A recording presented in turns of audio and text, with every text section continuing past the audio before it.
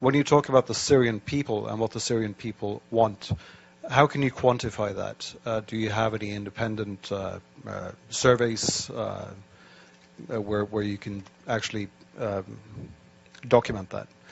And secondly, you talk about the corporate media, the Western media, the lies, and all of this. Could you explain what you think might be the agenda from us in the Western media, and why we should lie, why the international organizations on the ground should lie, why we shouldn't believe all these absolutely documentable facts that we see from the ground, these hospitals being bombed, these civilians who are talking about the atrocities that they have been experiencing. How can you justify calling all of us liars? Sure.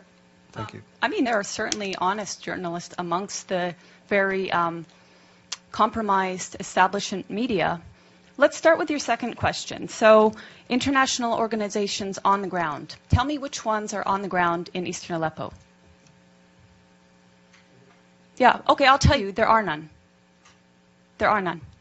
These organizations are relying on the Syrian Observatory for Human Rights, which is based in Coventry, UK, and which is one man.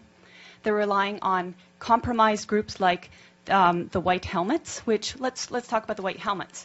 The White Helmets were founded in 2013 by a British ex-military officer. They have been funded to the tune of $100 million by the US, UK, and Europe and other states. They purport to be rescuing civilians in eastern Aleppo and Idlib, yet no one in eastern Aleppo has heard of them. And I say no one, bearing in mind that now 95% of these areas of eastern Aleppo are liberated. The White Helmets purport to be neutral, yet they can be found carrying guns and standing on the dead bodies of Syrian soldiers. And their video footage actually contains children that have been recycled in different reports. So you can find a girl named Aya who turns up in a report in month, say, August, and she turns up in the next month in 2 different locations. So they are not credible. The SOHR is not credible. Unnamed activists are not credible. Once or twice, maybe, but every time, not credible. So your sources on the ground, you don't have them. As for your agenda, not your, but the agenda of some corporate media, it is the agenda of regime change. How can the New York Times, I was reading it this morning, or how can Democracy Now!, which I was reading the other day, maintain until this day that this is a civil war in Syria? How can they maintain until this day that that the protests were unarmed and nonviolent until, say, 2012? That is absolutely not true.